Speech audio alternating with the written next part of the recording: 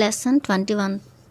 నేను clip board తెరిచాను. Soup కార్ను, నూడిల్స్ను తీసుకున్నాను. నా కోసం నేనొక మంచి ఇటాలియన్ లార్జ్ని ఒక నిమిషంలో తయారు చేసుకున్నాను. అది సరిగ్గా ఇటాలియన్ కాదనుకోండి, అయితే నాకది కాదు. కానీ నాలో కలిగిన దానిని చేయాలన్న ఒక రకమైన తపనతో చేశాను. నీ చుట్టూ ఒక్కసారి ఈ క్షణంలో చూసుకో రిచర్డ్. ఏది నీవు చూస్తున్నావో అలాంటి జీవితాన్నే నీవు చాలా కోరుకున్నది. ఇది కోరుకున్నంత ఒంటరితనం నేను అనుకున్నాను. సూపును ఒక పాన్లో పోసి స్టవ్ పై ఉంచాను. స్టవ్ వెలిగించడం మర్చిపోయాను. లెస్లీని మర్చినట్లుగా ఇక్కడ రక్షకుడి క్రోధావేశాలున్నాయి. నేను నిట్టూర్చాను. ఏమి చింతించుకు, నేను అనుకున్నాను. ఏమీ ఇబ్బంది పడకు. నాకు తెలుసు నీవేమి చెబుతున్నావో. నీ కారణాలను నేను తప్పు పట్టడం లేదు. దగ్గరితనంతో ఒకటవ్వటం అనేది తప్పుడు విధ్వంసం. నేను లెస్లీని మరవలేను. నేనలా అనుకోగానే ఆమె నా కోసం ఈ సమయంలో దేనిని ప్రతిక్షేపించిందో దానిని పోగొట్టుకున్నాను. ఆ సైనికుడు వదిలిపోయాడు. దాని స్థానంలో మరో ఆలోచన వచ్చి చేరింది. నా ఆలోచన అంతా కూడి ఉన్న రకము. ఒంటరితనానికి వ్యతిరేకము రిచర్డ్. అది కలిసి ఉండటం కాదు, అది అన్యోన్యత. ఆ పదం వదలకు తేలిపోయింది. ఒక వెండి బుడగ నీలి సముద్రం పైనుండి తెగిపోయింది. అదా నేను దాన్ని పోగొట్టుకున్నాను. నా ఎన్నో శరీరాలుగా కల సంపూర్ణ స్త్రీ చాలా వెచ్చగా ఫ్రీజర్లోని మంచులాగుంది. ఆమె జాగ్రత్త లేకుండా సమాచారం ఇస్తుంది. ప్రేమ లేకుండా శృంగారాన్ని ఇస్తుంది. బాధ్యత లేకుండా స్నేహం చేస్తుంది. కేవలం ఆమె బాధించదు, బాధపడదు. అలాగైతే ఆమె ప్రేమించటానికి, ప్రేమించబడటానికి సమర్థురాలేనా? ఆమె ఆప్యాయతకు అర్హురాలేనా?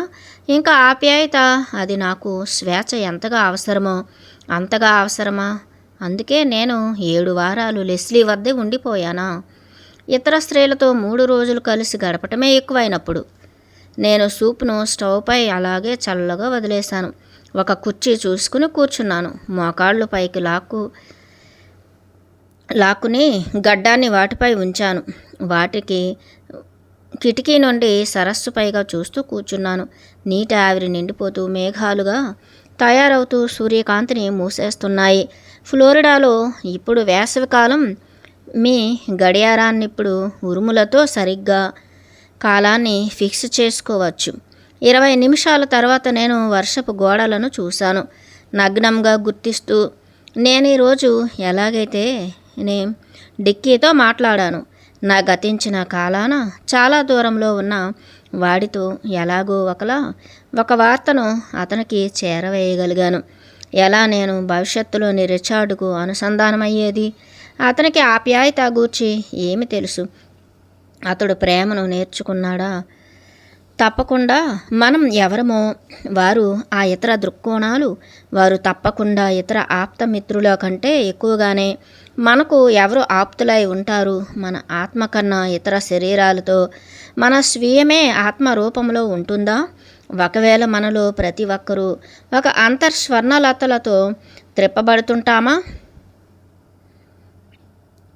అదే నాలో ఉంటూ మిగిలిన అందరిలో ప్రవహింపజేస్తూ ఉంటుందా? నేను బరువుగా, ఇంకా బరువుగా మారిపోతున్నాను. కుర్చీలో దిగబడిపోతున్నాను. ఆ భారంతో అదే సమయంలో పైకి దానిపై పెరిగిపోతున్నాను.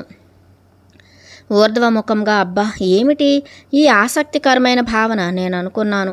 దానితో పోరాడవద్దు, కదలవద్దు, ఆలోచించవద్దు. అది నిన్నెక్కడికి తీసుకుపోని అక్కడికే పోవాలి.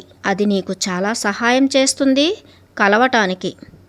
185 విశాలమైన కాంతి క్షేత్రం గల ప్రశాంత పూర్ణమైన వెండి వెలుగులతో నిండిన ఒక వంతెనపై నుండి నేను అడుగు పెట్టాను. ఖాళీ కుర్చీలు దూరంగా దేనికదే చిన్న వలయాలలో ఉండగా, మధ్య వేదిక నుండి బండి చక్రాలకుండే ఆకులు లేదా పట్టీల వలె అవి ప్రవేశిస్తున్నాయి ఖాళీగా ఉన్న ప్రక్కలలోకి. అయితే వేదికపై కాదు, కొంచెం దగ్గరగా దానికి ఒకే ఒక వ్యక్తి కూర్చుని ఉన్నారు, మోకాళ్ళలో గడ్డాన్నుంచుకొని. నేను కొద్దిగా ఏదైనా శబ్దం చేయాలి, అతడు నన్ను చూసేందుకు. నవ్వాడు, విడదీశాడు, చేయూపాడు హాయ్ అని. నిర్ణీత సమయానికే కాదు, అతను అన్నాడు, నీవు చాలా ముందుగా వచ్చావు. నేను అతని ముఖాన్ని స్పష్టంగా చూడలేకపోతున్నాను. అయితే ఆ వ్యక్తి నా అంత పొడవుగా ఉన్నాడు. మంచులో వేసుకునే దుస్తుల వంటి దుస్తులను ధరించినట్లుగా కనిపిస్తున్నాడు. ఒకే ఒక్క నల్లని నైలాన్ కవర్ మొత్తం శరీరాన్ని కప్పినట్లుగా మెరిసే పసుపు కాషాయ వర్ణాల మిశ్రమ ఛాతీ నుండి భుజాల వరకు అంతటా వ్యాపిస్తోంది. జిప్పు చేయబడిన జేబులు, జిప్పు వేయబడిన తోలుబూట్లు. చాలా పరిచయస్తునిలా, సన్నిహితునిలా ఉన్నాడు. తప్పక చాలినంతగా నేను అతనికి సమాధానమిచ్చాను. సాధ్యమైనంత సాధారణంగా. ఇది ఒక చిత్రం మొదలవుతున్నట్లుగా కనిపించటం లేదు. కొద్దిగా ఇది ఏ ప్రదేశము? అతను నవ్వాడు. ఆ చిత్రం మొదలైపోయింది. ఇప్పుడు కేవలం దాని వీల్స్ గాల్లోకి లేచాయంటే. ఒకవేళ మనం ఇక్కడి నుండి వెళ్తే నీవు పట్టించుకుంటావా? నాకదేం లేదు, నేనన్నాను. పార్కులోని పచ్చిగడ్డిలో ఆయన బయట ఆ కాంతి క్షేత్రం సాలీడు అల్లికల చిన్ని విమానం. అది బహుశా దాని అరలు నింపితే 200 పౌండ్ల బరువుండేలాగా ఉంది. దానిపై రెక్కలపై కాషాయం పసుపు నైలాన్ కాంతితో కప్పబడి ఉంది. పొడవాటి ప్రకాశవంతమైన రాడార్స్ ప్రతి రెక్క అంచుపైన ఉన్నాయి. సీట్లపై నుండి అల్యూమినియం ట్యూబులపై ఒకటి ముద్రితమై ఉంది. అది పొడారు పైకెత్తబడి వాల్చబడి ఉంది. ఒక చిన్న త్రోసే ఇంజన్ దాని వెనక బిగించబడి ఉంది. నాకు చాలా రకాల విమానాలు తెలుసు, అయితే ఇలాంటి దానిని మాత్రం నేనెన్నడూ చూడలేదు.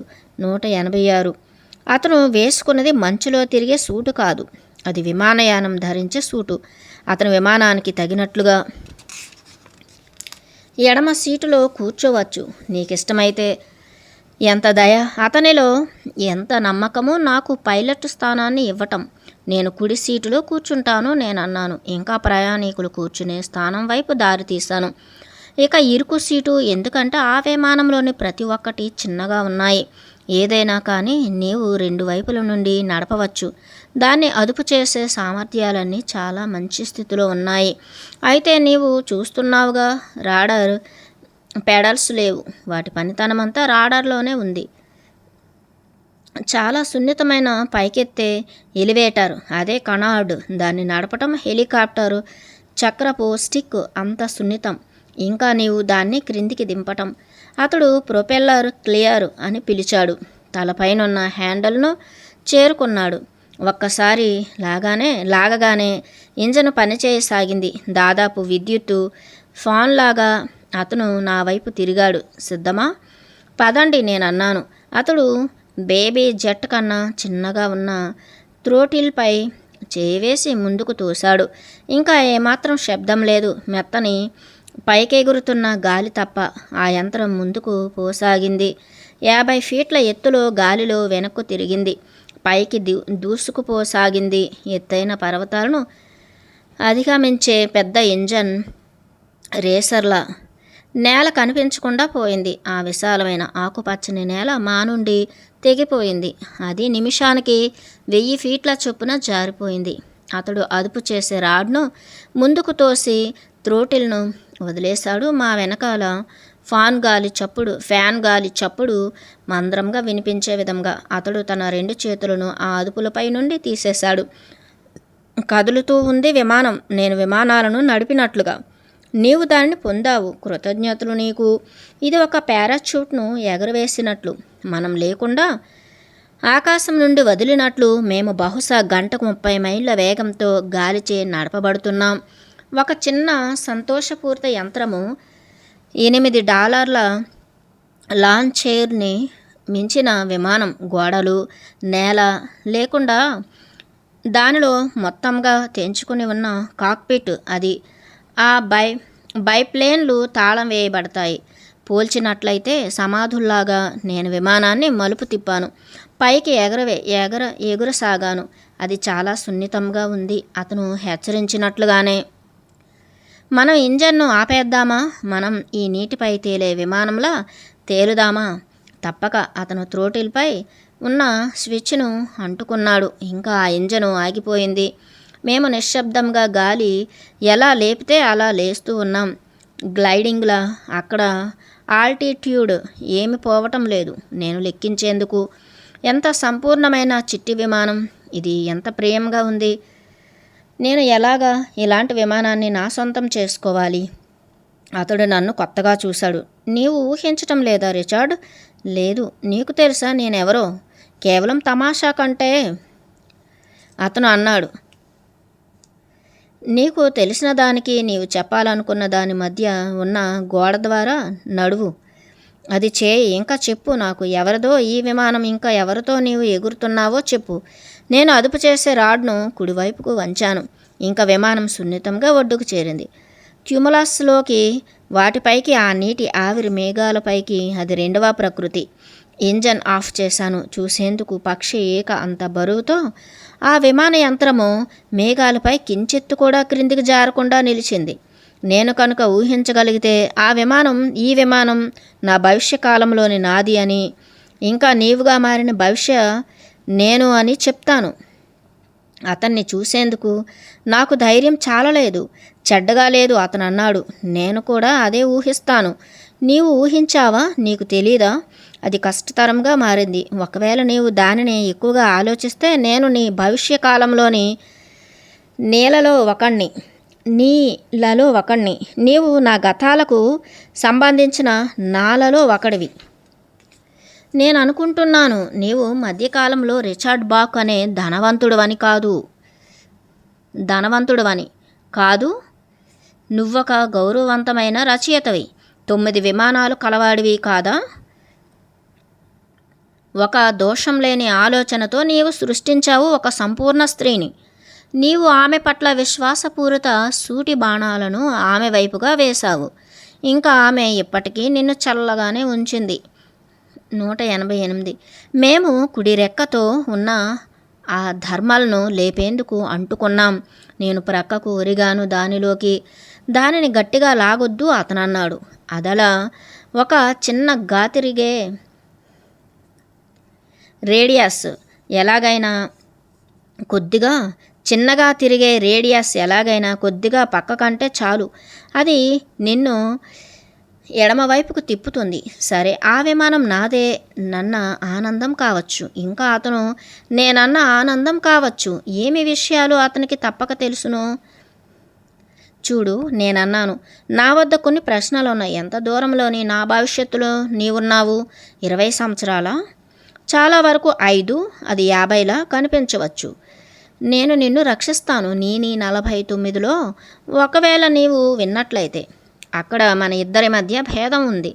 నీకు అవసరమైన సమాధానాలు నా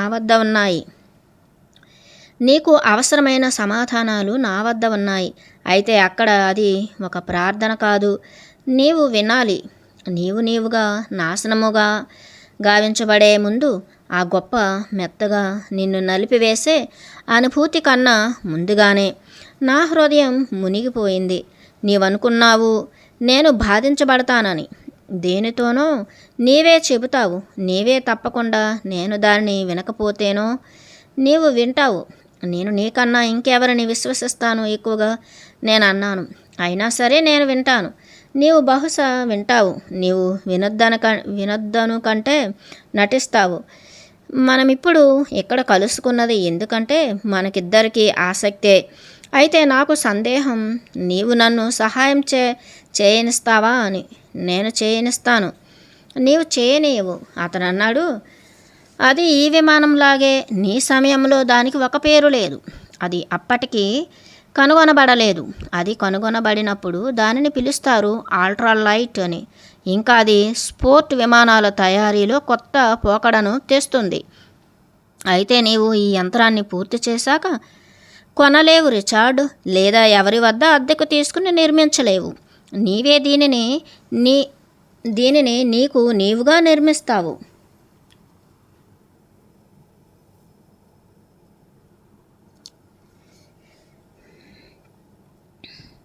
ప్రతి భాగాన్ని మెట్టుగా, రెండో మెట్టుగా, మూడో మెట్టుగా ఒకే విధమైన నీ సమాధానాలలో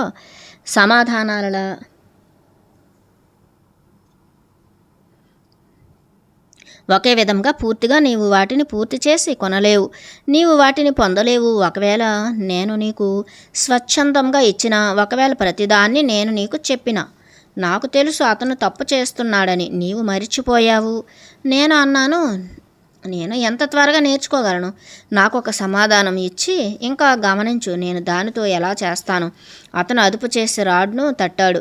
ఒక సూచన. అది ఒకసారి తాను విమానాన్ని పతంగిలా ఎగిరివేయాలన్న అతని కోరికను సూచిస్తోంది. మేము 1000 ఫీట్ల థర్మల్ను దాటాలి. దగ్గర మేఘాలపైకి మైదానాలు, పచ్చిక బయళ్ళు, అడవులు, గుట్టలు, మెట్టలు వేగంగా క్రిందికి జారిపోతున్నాయి. మెత్తగా చుట్ట చుడుతున్న వెల్వెట్ల. 189 రోడ్లు లేవు. మెత్తని దూది పింజల గుసగుసలు, పవనాలలోని సున్నిత వీచికలు. మా గురించి మేము పైవైపుకు ఎగురుతుంటే ఒక ప్రశాంతమైన చిరునవ్వుతో జోదగాడు అబద్ధాన్ని మాట్లాడినట్లు, నీవు నీ ఆత్మ సహచరిని కనుగొనాలని కోరుకుంటున్నావా? అవును, ఎప్పుడూ నీకది తెలుసు.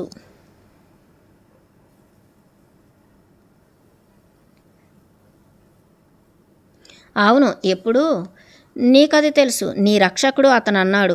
అతడు నిన్ను రక్షిస్తుంటాడు, ఏ స్త్రీ కూడా నిన్ను నాశనం చేయకుండా. ఇది చాలా అయితే నీవు దాన్ని వదిలేసినట్లయితే అతడు నిన్ను రక్షిస్తుంటాడు చక్కగా. ఒకే ఒక్కరి కోసం నిన్ను ఎవరు ప్రేమిస్తారో వారి కోసం, ప్రేమించేవారు, పోషించేవారు, రక్షించేవారి కోసం, నీ స్వీయ రక్షణ నుండి. అక్కడ నీ కోసం ఒక సంపూర్ణ స్త్రీ ఉంది. ఆమె ఒక్కటే, ఎక్కువ మంది కారు. సమాధానం కోసం నీవు చూస్తున్నావు. నీ స్వేచ్ఛను ఇంకా నీ స్వాతంత్ర్యాన్ని వదులుకుని ఇంకా లెస్లీ ప్యారిష్ను వివాహం చేసుకో. అది మంచిదైంది. అతను విమాన అదుపును తన చేతిలోకి తీసుకోవటంతో. నువ్వు చెప్తున్నావు ఏమిటి? నేను ఆ ఆలోచనతో తడిసిపోయాను. నీవు చెప్తున్నావా వివాహం? నేను చేసుకోలేను, సాధ్యం కాదు. నీకు తెలుసా నేను వివాహం గురించి ఏమి ఆలోచిస్తున్నానో? నీకు తెలీదా? నేను నా ఉపన్యాసాలలో యుద్ధం జరిగాక ఇంకా మతాలకు చెందిన వాటిలో 190వ పాయింట్ ఏం చెప్తానో, వివాహం చాలా అసంతోషాలను తీసుకువస్తుందని. చెందిన వాటిలో ఏం చెప్తానో, వివాహం చాలా అసంతోషాలను తీసుకువస్తుందని నీవు అనుక నేను దాన్ని నమ్మను. నీవు అనకు, నేను దాన్ని నమ్మను. నా స్వేచ్ఛను వదులుకోవటం, నా స్వాతంత్ర్యతను నీవు చెప్తున్నావు నాకు సమాధానంగా వివాహం చేసుకోమని. నే చెప్పేది ఏమిటి? అతను నవ్వాడు. నాకు తమాషా ఏమీ చూడలేదు. నేను దూరాలకు దృష్టి సారించాను. నీవు నిజంగా భయపడ్డావా? భయపడ్డావు కదా? అతను అన్నాడు. అయితే అక్కడ నీ సమాధానం ఉంది. ఒకవేళ నీవు వింటే నీకేమి తెలుసో దానికి బదులుగా నీ భయం ఏమిటో. నేను నిన్ను నమ్మను. నీవు సరిగానే ఉండవచ్చు, అతను అన్నాడు. నేను నీ సాధ్యం కాబోయే భవితను నీ కేవలం ఒకనే కాదు. అతడు తన సీటు వైపుకు తిరిగాడు. ఇంజన్ వద్దకు వెళ్ళాడు. ఒక మిక్చర్ ఎన్రిచ్మెంట్ లేవర్ను లాగాడు. అయితే అది అందంగా ఇష్టంగా ఉంటుంది నేను అనుకుంటున్నాను. అది నా భార్య లెస్లీ ఒకనాడు నీ సొంతమై ఉండవచ్చు. ఆమె నిద్రిస్తోంది ఇప్పుడు నా కాలంలో. నీ స్నేహితురాలిగా లెస్లీ నీ కాలంలో నిద్రిస్తోంది. ఒక ఖండం దూరంలో నీకు. నీ ప్రతి ఒక్క స్త్రీ వారి దగ్గర నీవేమి నేర్చుకున్నావు?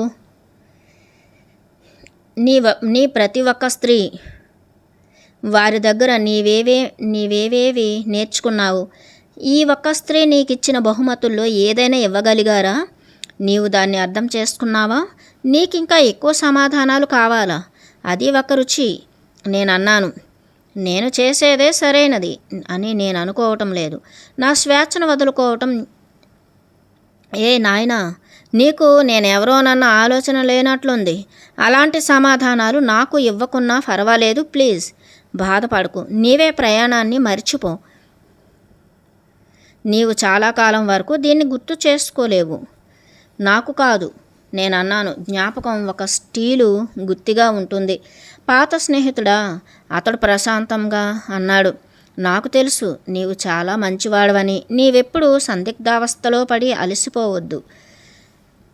చచ్చేంతగా అలసిపోయాను. అయితే ఒకవేళ అది ఏమిటంటే అది నా జీవితాన్ని జీవించేందుకు తీసుకుంటుంది.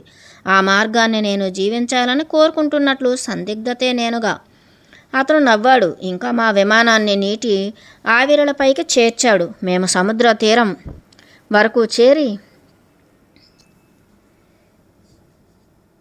మెల్లగా దేశాన్ని దాటాము. పెద్ద బెలూన్ కన్నా పెద్దదైన విమానంలో అతని సమాధానాలను నేను లెక్క చేయలేదు. అవి పట్టి బంధించాయి, ఇంకా భయపెట్టాయి, నన్ను క్రోధానికి గురి చేశాయి. అయితే ఆల్ట్రాలైట్ వివరాలు, ఆ అల్యూమినియం గొట్టము, ఇంకా బిగించినవి, ఆ రెక్కకున్న ప్రతిస్పందించే వంపు, ఆ తుప్పు పట్టని స్టీలు తీగలు, ఆఖరికి ఆసక్తికరమైన ప్రెరోడక్ట్లీ ఇన్సైనియా చిత్రీకరించబడిన ఆ పొడారు నా జ్ఞాపకాలు పొదిలో ముద్రించబడ్డాయి. నిర్మాణం చేసేది లేదు. ఒకవేళ నేను కాకపోతే అతడు కొన్ని గాలిలో క్రిందికి దిగేందుకు చేసే వలయాకార విన్యాసాలు చేయసాగాడు. మేము పైకి వచ్చేప్పుడు చేసినట్లుగా క్రిందికి మా కలయిక ఇంకా ఎక్కువసేపు బోదనిపించింది. సరే నేనన్నాను. నన్ను ఇంకా కొన్ని సమాధానాలతో కొట్టు. నేను అలా అనుకోవటం లేదు, అతను అన్నాడు. నేను నిన్ను హెచ్చరించాలనుకుంటున్నాను. అయితే ఇప్పుడు నేనలా అనుకోవటం లేదు. దయచేసి ఐ యామ్ సారీ. నేను సందిగ్ధంలో ఉన్నాను. గుర్తుంచుకున్నాను నేనెవరో. అతడు చాలాసేపు వేచి ఉన్నాడు. చివరకు నిర్ణయించుకున్నాడు మాట్లాడాలని. లెస్లీతో. నీవు ఎప్పటికంటే ఎక్కువగా ఆనందిస్తావు, అతను అన్నాడు. లెస్లీతో నీవు ఎప్పటికంటే ఎక్కువగా ఆనందిస్తావు, అతను అన్నాడు. ఏదైతే అదృష్టమో రిచర్డ్. ఎందుకంటే ప్రతి విషయము సూటిగా నరకానికే పోతుంది. ఇద్దరూ కలిసి మీరిద్దరూ ప్రభుత్వాన్ని అడుగుతారు. నువ్వు ధనాన్ని నీ మేనేజర్లు పోగొట్టారు. నీకు వ్రాసేందుకు సామర్థ్యం లేదు. ఐఆర్ఎస్ అనే ఆస్తులను సీజు చేస్తూ పేపరుపై వ్రాతలను వ్రాస్తుంది. నీవు పెట్టుకుపోతావు.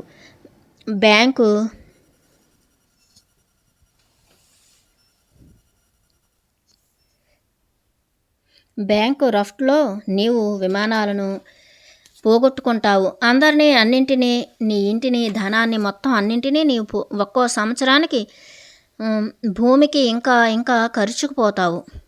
మంచి విషయాలు నీకెప్పుడు ఏర్పడినట్లుగానే చెడు కూడా జరుగుతుంది. అది ఎప్పుడైనా సంభవించవచ్చు. అది వినగానే నా నోరు ఎండుకుపోయింది. అది ఒక సమాధానమా?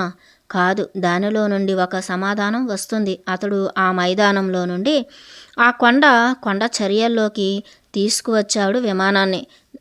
క్రిందికి చూశాడు. పచ్చిగడ్డి కొసలపై తేలుతూ అక్కడ ఒక స్త్రీ నించుని ఉంది. మమ్మల్ని చూస్తూ విమానం కనిపించగానే చేయి ఊపుతోంది. ఇక్కడ